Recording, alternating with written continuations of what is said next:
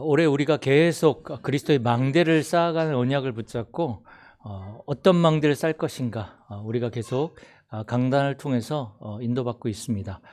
그래서 이 강단 매주 이렇게 이 제목들을 놓치시면 안 됩니다. 이거 기도하면서 제가 굉장히 붙잡은 말씀드리기 때문에 이 제목들을 붙잡고 전체는 다 잊어버린다 할지라도 계속 기도하시면 좋겠고요.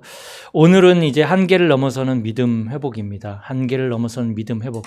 우리가 사람에 대해서 믿는다 할 때에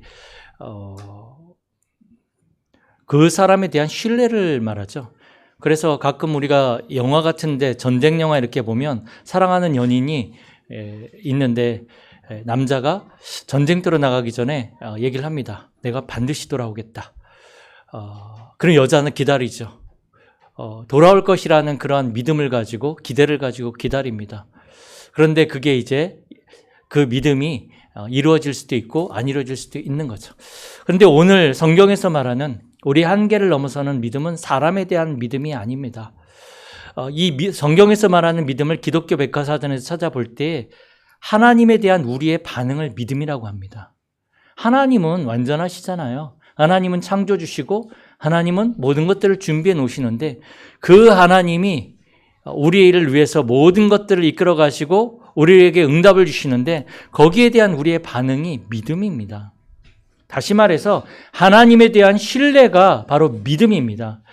상황과 어떠한 문제와 여건, 내 수준 상관없이 하나님에 대한 그 신뢰를 우리의 믿음이라고 합니다.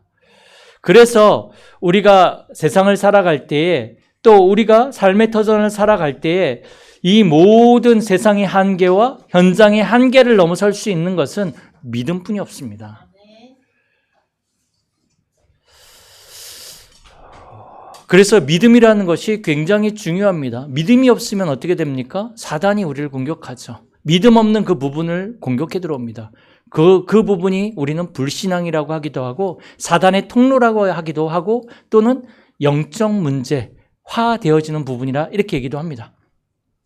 그래서 우리는 한계를 넘어서는 이 믿음을 회복해야 하는데 이 말씀에 들어가기 전에 그러면 우리가 살고 있는 현장과 세상의 한계 이것을 우리가 봐야 되겠죠. 그래야 하나님에 대한 신뢰, 하나님에 대한 믿음을 우리가 붙잡을 수 있겠죠. 현장의 한계는 어떻습니까? 세상은 어떻습니까? 우리가 세상이 돌아가는 시스템을 볼 때 이 세상의 시스템은 굉장히 잘 되어 있습니다. 그러나 성경에서는 이 모든 시스템의 배경이 바로 지옥 배경 속에 있다 이렇게 얘기를 합니다. 세상의 모든 시스템은 편리하고 굉장히 잘 되어 있지만 지옥 배경 위에 있습니다. 그래서요, 세상의 시스템은 자꾸 우리를 하나님에 대한 불신앙을 세팅하게 만들어서 우리의 삶을 지옥 배경 속으로 끌고 가는 것이 세상 시스템입니다. 그리고 세상의 초점은 뭡니까? 세상의 초점은 의식주입니다. 먹고 살고 입고 어떻게 어느 집에 살아야 되는지 의식주. 그러니 어떻게 되겠습니까? 육신적인 집착뿐이 할 수 없는 것입니다. 이게 현장의 한계입니다. 그리고 결국 세상의 주인은 누굽니까? 세상의 주인. 내가 주인인 것 같지만 사실은 세상의 주인은 사단입니다. 그래서 이 세상 속에 있는 사람들은 사단의 심부름을 하는 거죠. 에베소서 2장 2절에 보면 이 사단을 공중권세 잡은 자로 표현을 합니다. 요한복음 16장 11절에는 세상 임금으로 표현을 합니다. 고린도후서 4장 4절에는 이 세상 신으로 표현하는 거죠. 이 세상의 주인이 사단이란 말이죠. 그러니 그 속에서 살아가는 사람들은 세상 심부름하는 것이고 마귀의 심부름하고 살아갈 수밖에 없는 것입니다. 이게 현장의 모습이고 현장의 시스템입니다. 그런데 이 속에서 살아가는 사람들의 삶의 모습은 어떻습니까? 하나님이 만드신 나가 아니라 틀린 나로 살아갑니다. 틀린 나로 살아갈 수밖에 없는 거죠. 틀린 나가 어떤 나입니까? 창세기 3장, 6장, 11장에 나옵니다. 우리 성공을 위해서 살아가는 나죠. 하나님 없이. 그런 나는요, 반드시 영적 문제 만납니다. 반드시 영적 문제 만납니다. 그래서 실패하는 거죠. 또 흑암과 혼돈과 공허 속에서 살아갈 수밖에 없습니다. 흑암은 뭡니까? 하나님과 영적 세계가 안 보입니다. 혼돈은 뭡니까? 집착된 생각과 마음입니다. 혼돈할 수밖에 없죠. 공허는 뭡니까? 채워지지 않으니까 딴짓합니다. 딴짓하는 삶이에요. 딴짓하는 삶. 그러니 이게 재앙입니다. 사실은 어떻게 보면. 하나님으로 채워지지 않고 딴 것으로 채우는 그 삶이 재앙입니다. 반드시 영적 문제 만납니다. 그리고 그 삶은 자기도 모르게 사단의 심부름을 하게 되어집니다. 결국은 어떻게 됩니까? 틀린 망대를 세우는 거죠. 틀린 망대. 사단이 옛날 것, 옛날에 우리에게 줬던 것, 그걸 가지고 틀린 망대를 세우는 거죠. 영적 문제가 파고들 수밖에 없는 것입니다. 내가 가지고 있는 생각과 고집, 이게 틀린 망대거든요. 내가 가지고 있는 생각과 고집은요, 복음 없으면 결국 창세기 3장에 잡혀버립니다. 세상 것을 가지고 이제 틀린 망대를 세우는 거죠. 세상 것이 뭡니까? 결국 바벨탑이거든요. 무너지거든요. 재앙 따라올 수밖에 없습니다. 그거 가지고 틀린 망대를 자꾸 세워가니까 바벨탑처럼 굉장히 하늘에 닿는 것 같습니다. 그러나 무너지죠. 영적 문제와 반드시 만나게 돼 있습니다. 그러면 우리의 삶이, 우리의 인생이 바벨탑이 돼버리는 거죠. 이 틀린 망대를 세우며 우리는 틀린 여정을 가는 거죠. 틀린 여정. 뭡니까? 언약의 여정이 아니라 육신의 여정을 가는 거죠. 육신의 여정. 이건 모든 사람들이 가고 있는 길입니다. 누가 이걸 보고 틀린 삶이라고, 틀린 여정이라고 하겠습니까? 그러나 성경에서는 이게 틀린 여정이라고 말하고 있습니다. 우리는 하나님을 믿는 사람들이잖아요. 우리의 여정은 육신의 여정을 가는 삶이 아니라 언약의 여정을 가는 사람들입니다. 하나님이 보시기에는 틀렸다라는 거죠. 우리는 하나님 관점에서 모든 것들을 생각하고 판단하고 선택합니다. 그러면 지금 내 여정이 언약의 여정을 가고 있다는 사실들을 우리가 확실히 알 때 어떠한 상황과 문제가 와도 우리는 언약적 선택을 할 수밖에 없는 것입니다. 그리고 결국은 틀린 이정표를 보고 가는 거죠. 틀린 이정표. 말씀 성취, 중요한 시간표마다 말씀이 성취되어지고 말씀 따라 인도를 받아야 되는데 틀린 이정표를 간단 말은 뭡니까? 말씀 성취 안 되죠. 말씀 성취를 따라 인도를 받아야 되는데 말씀이 성취가 안 되어집니다. 잘못된 인도를 받아가는 거죠. 세상 사람들이 가는 그 길로, 내가 생각하는 그 길로 육신의 여정을 가는 틀린 이정표. 이게 사람들의 삶의 모습이죠. 세상은 공중권세 잡은 자가 잡고 있고 지옥 배경 위에 있고 사람들은 의식주가 모든 것이라 생각을 해서 달려가는데 영적 세계가 안 보이고 하나님 안 보이고 그러다 결국은 영적 문제 만나서 무너지는.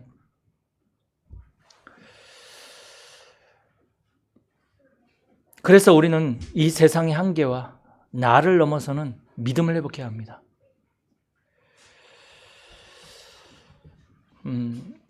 믿음에 대해서 얘기할 때 히브리서 11장 1절에 너무나 잘 정의를 하고 있죠. 믿음은 뭡니까?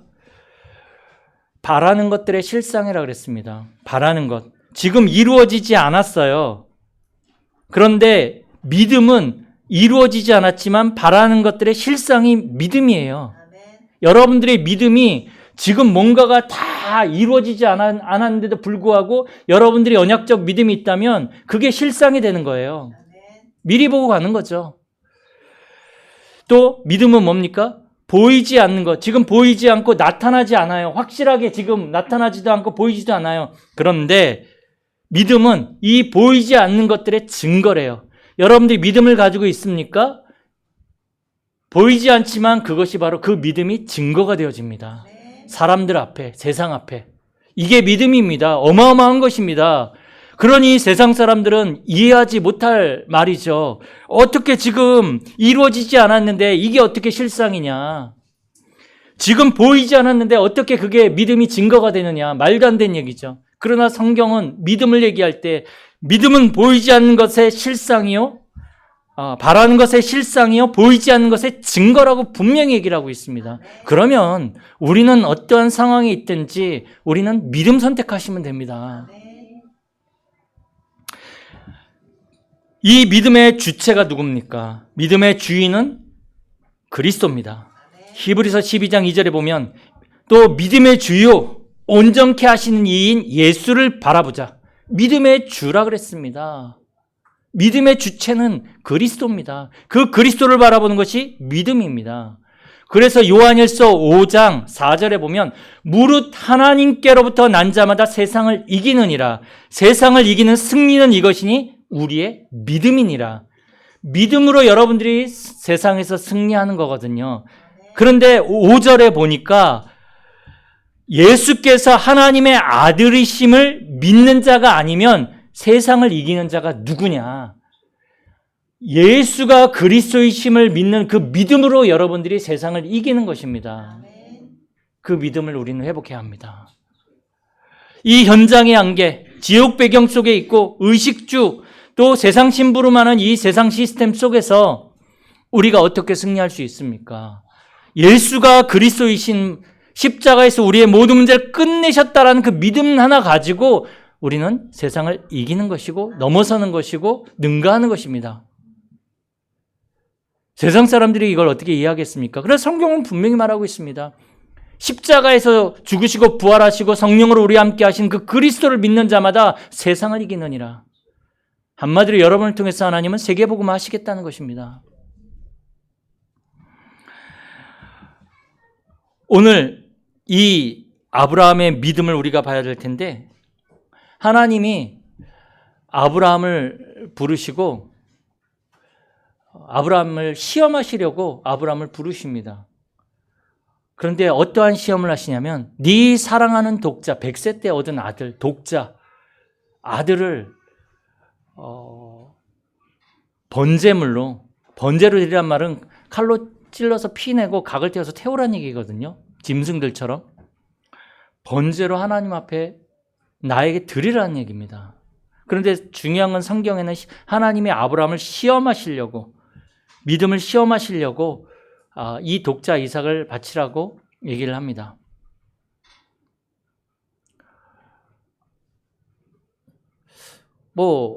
사실은 이게 쉽지 않은 일이거든요.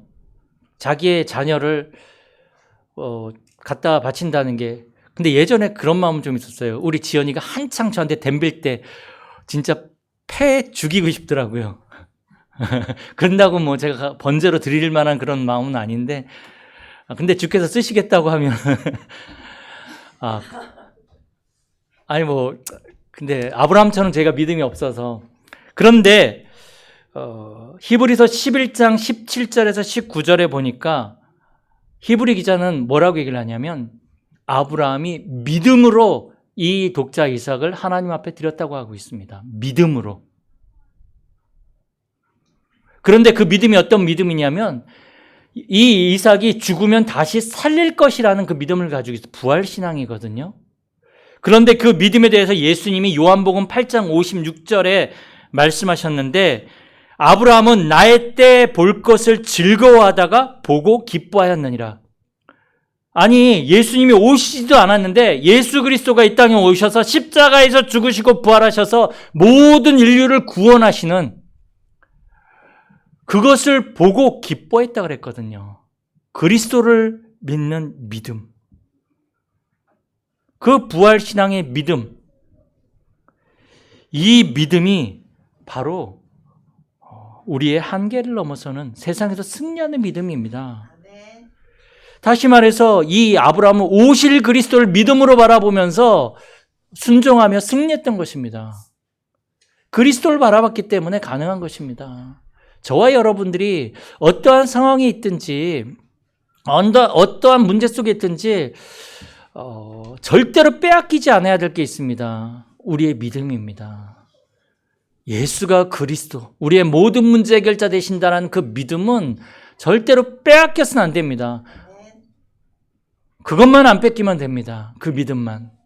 그러면 그 믿음이 승리하는 것입니다.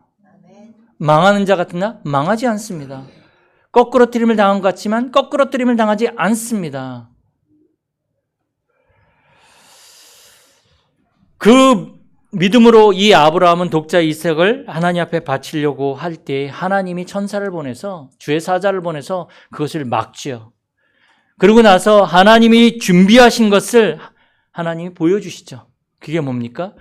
이 가시덤불 속에 그 뿔이 걸려있는 숫양을 하나님이 준비하십니다. 그래서 이삭 대신에 숫양을 하나님 앞에 번제로 드리는, 그건 우리가 그리스도를 예표를 한다라고 얘기를 합니다.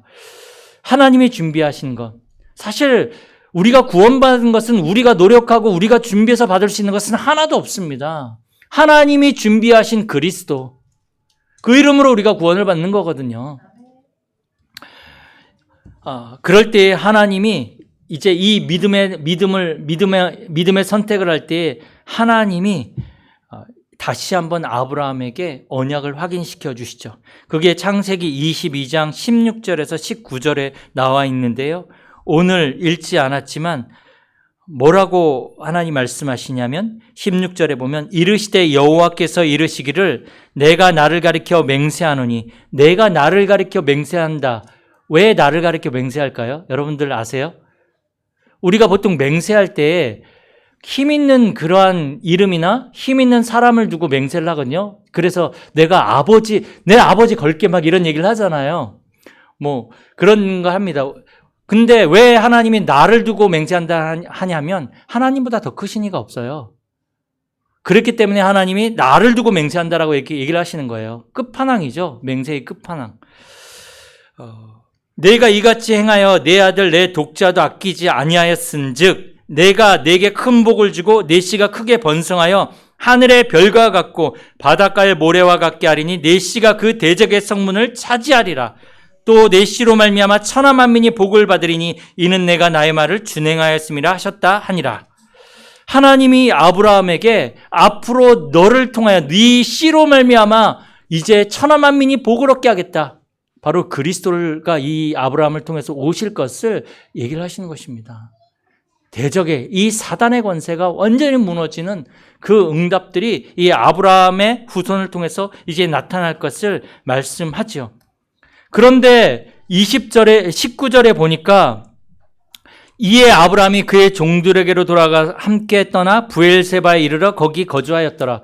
아니, 전 이 말씀을 요번에 묵상하면서 하나님이 이 믿음의 테스트를 통과했으면 크게 복을 주고 갑자기 진짜 많은 사람들 다스릴 수 있을 만한 이 언약이 성취되어질 만한 그러한 응답들이 나타나야 되지 않는가. 그런데 현실은 자기의 터전 부엘세바로 돌아갔어요. 부엘세바. 자기의 터전으로. 어떻게 보면 이 하나님이 주신 어마어마한 언약하고 상관이 없어요. 현실은 그냥 평범해요. 똑같아요. 그런데요,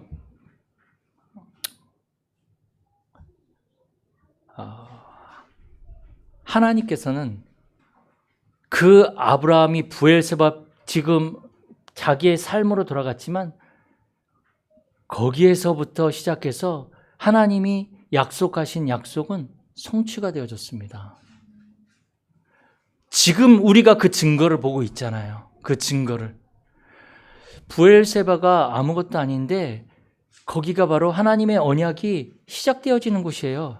그 아브라함이 하는 일과 그 장소, 그 사람을 통해서 하나님의 언약은 진행되고 있는 거죠. 그 여정 속에 있는 부엘세바. 부엘세바가 중요한 것이 아니라 아브라함이 어디에 있느냐가 중요한 거예요. 언약의 사람이 어디에 있느냐, 무슨 일을 하냐가 중요한 거예요. 지금 우리가 하나님이 주신 이 언약을 붙잡았다면 내가 있는 그 집이, 그 산업처가 부엘세바예요. 하나님의 언약이 이루어지는 그 여정 속에 있는 축복된 장소라는 거죠. 조금 이제 우리가 성경적 지식을 알아야 되니까 이 부엘세바라는 곳이 어떤 곳이냐면, 이 부엘세바는 약속의 땅 가나안 땅의 최남단의 가장 끝에 있는 그 지역이에요. 여기가 이제 목초지인데 양을 치는 곳이에요. 그러니까 거기에는 환경적으로 사람들이 많이 살 수가 없는 그런 지역이죠. 근데 아브라함이 거기에 부엘세바에 거했는데 환경이 중요한 것이 아니라 언약을 가지고 있는 아브라함이 거기에 있기 때문에 부엘세바가 축복을 받은 거죠. 이 부엘세바는 사실은 아브라함이 거기에 거주할 때에 블레셋 사람들이 와서 자꾸 아브라함의 운물을 뺏고 막 이렇게 할 때에 하나님이 아브라함을 막 축복하시니까 이 블레셋 왕 아비멜렉이 와가지고 네가 축복을 받는 것을 내가 봤다. 이제 우리가 약속을 맹세를 하자. 그래서 이제 우리가 너에게로 넘어가지 않고 너도 우리에게로 넘어가지 않겠다. 그래서 거기서 맹세를 하게 됩니다. 그리고 그 맹세에 운물을 세우게 되는데 그게 부엘세바예요. 부엘세바. 맹세의 운물이란 뜻이 있습니다. 근데 이게 나중에 지역 이름이 된 거죠. 지역 이름이 부엘세바가. 이 부엘세바는 이삭이 거기에서 거주를 했고 야곱이 나이가 많이 들어서 요셉이 그 애굽에서 부를 때에 그 애굽으로 가다가 이 부엘세바에서 하나님의 뜻을 확실하게 알기 위해서 거기서 번제를 드리고 하나님이 거기에서 야곱에게 애굽으로 가라. 애굽에서 내가 네 후손들을 축복해서 많은 백성을 이루게 할 것이고 다시금 돌아오게 할 것이다.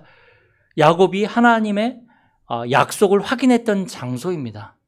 그리고 엘리야가 이세벨을 피해서 도망갔던 데가 부엘세바고요. 그리고 하갈 아브라함의 아내 사라의 몸종이었죠. 이스마엘을 잉태한 그 하갈이 쫓겨나가지고 들에서 방황했던 이 동네가 바로 이 부엘세바입니다. 그러니까 굉장히 언약적으로도 성경에서 의미가 있습니다. 여러분들이 언약을 붙잡고 활동하는 모든 것들은 굉장히 언약적으로 의미가 있는 곳이 될 것입니다. 여러분들이 하는 모든 일들은 다 의미 있는 것이 될 것입니다. 중요한 건 뭡니까? 믿음입니다. 정말로 언약 붙잡으십시오. 말씀 붙잡으십시오. 안 믿어지더라도요, 안 들리더라도 그냥 말씀 붙잡고 기도하십시오. 그게 믿음입니다. 그게 하나님을 향한 나의 신뢰의 모습이에요. 그게 믿음이에요.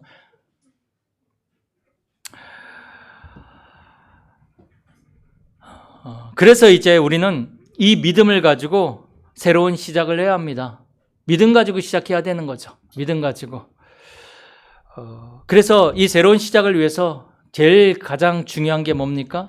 믿음의 주인이 그리스도라고 우리는 완전히 결론을 내고 시작해야 합니다. 우리의 믿음의 주인은 그리스도다. 어느 정도 우리가 결론을 내야 됩니까? 그리스도로 충분하다. 그리스도로 충분하니까 우리는 그리스도만 갈망하는 것입니다. 그리스도를 갈망해야 돼요, 여러분. 그리스도로 충분하니까. 그리스도는 완전하다.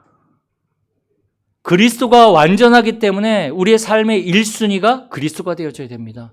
그리스도는 완전하다면서 내 삶의 1순위가 그리스도가 아니에요. 다른 거예요. 그럼 완전하다라고 여러분이 믿는 거 아니죠. 그리스도는 모든 것이다. 여러분들이 고백할 때 그리스도가 모든 것이면 우리는 그리스도께 올인할 수 있습니다. 그렇지 않습니까? 이 정도 되어줘야 됩니다.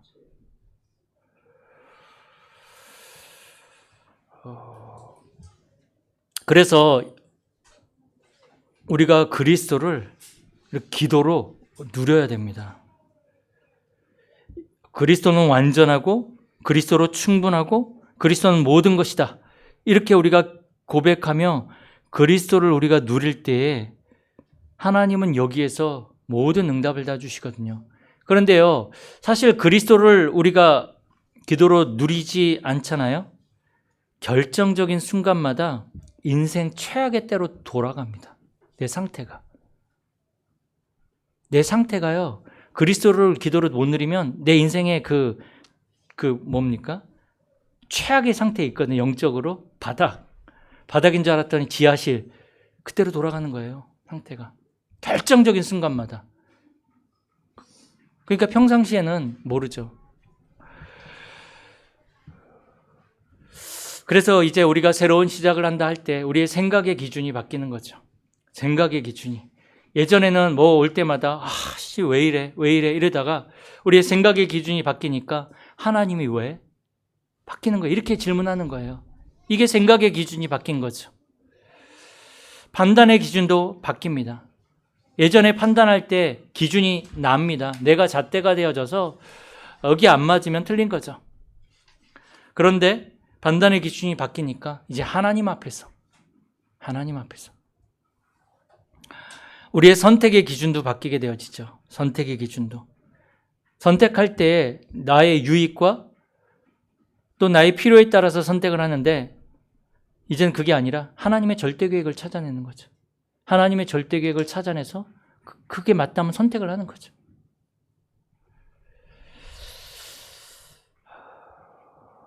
그리고 이제 우리는 다른 데서 사람의 말에게서 답을 찾지 않습니다. 나의 복음을 우리 찾아냅니다. 그게 답입니다. 나의 복음을 찾아냈단 말은 복음이 답이 된 것입니다. 우리는 나의 기도를 찾아냅니다. 기도로 힘을 얻는 것이죠. 또 나의 길을, 내가 가야 할 길을 우리는 찾아냅니다. 나의 길이 뭡니까? 내 삶의 이유와 방향입니다. 그렇게 우리는 새로운 시작을 하는 거죠. 그러기 위해서 우리는 집중하는 것입니다. 집중. 아침과 낮과 밤에, 아침에 모든 것을 끝내고 시작하는 아침 집중. 말씀을 가지고 모든 것들을 기도로 바꾸는 낮 집중. 밤에 우리가 치유받고 답을 얻는 밤 집중. 그러면서 우리는 내 삶의 나를 세 가지 세팅을 하는 거죠. 내가 보호자의 플랫폼임을, 내가 있는 장소가 나의 산업이 보호자의 플랫폼임을 우리는 보게 되어집니다. 보호자의 축복이 임하는 거죠. 나에게, 우리의 현장에. 그리고 이제 나를 통해서, 우리의 현장을 통해 빛을 비추고 살리는 파수망대. 이걸 세팅하는 것입니다. 그리고 하나님과 나와 현장이 소통되는 안테나까지. 세 가지를 나에게 현장에 세팅하는 것입니다. 그래서 우리가 집중하는 거거든요. 집중. 그럴 때 우리는 이제 날마다 세 가지 응답을 누리게 됩니다. 문제가 오면 그 속에서 답을 얻게 되어지고, 갈등이 오면 그 속에서 우리는 갱신하고, 위기 속에서 하나님의 기회를 찾는 삼응답. 이게 이제 우리의 새로운 시작입니다. 그래서 이제 우리는 하나님이 주시는 이 언약을 아브라함처럼 우리는 붙잡고 갑니다. 아브라함에게는 너로 말미암아 천하 만민이 복을 얻게 할 것이다. 그 언약이 지금 우리는 어떤 언약으로 붙잡았습니까? 237 나라 5천 종족 살리는, 그곳에 세 가지 뜰을 세우는 그 언약으로 우리는 붙잡고 믿습니다. 안 그렇습니까? 그래서 이게 이 237 나라 5천 종족 살리고 세 가지 뜰을 세우는 것이 바로 실상이고 이게 증거가 되는 것입니다. 이거 믿으세요, 이 언약. 붙잡고 계속 기도하세요. 믿음으로 언약을 딱 붙잡으시면 됩니다. 지금 저와 여러분들은 부엘세바에 있습니다. 천하 만민이 복을 얻고 이건 보이진 않는 것 같습니다. 그러나 믿음으로 언약을 붙잡을 때에 하나님은 우리에게 실상으로 증거로 부엘세바에서 반드시 보게 할 것입니다. 아브라함은 나의 때 볼 것을 보고 기뻐했다고 그랬습니다. 여러분들은 그 언약이 성취되어진 것을 확신으로 믿음으로 보고 여러분들은 날마다 기뻐하며 우리 인생의 여정을 걸어갈 것입니다. 여러분들의 산업에도 하나님은 그 언약적인 증거를 반드시 주실 것입니다. 그래서 이번 한 주 한계를 넘어서는 이 믿음을 회복하는, 그래서 믿음의 망대를 세우는 저와 여러분들이 되어지길 축복합니다. 하나님 감사를 드립니다. 이번 한 주간도 우리의 모든 삶 속에서 또 여러 가지 문제와 환경 속에서 하나님의 언약을 믿는, 예수가 그리스도이심을 믿는 그 믿음을 회복하는 믿음의 망대를 쌓는 한 주간이 되게 하여 주옵소서. 주 예수 그리스도의 이름으로 기도드립니다. 아멘.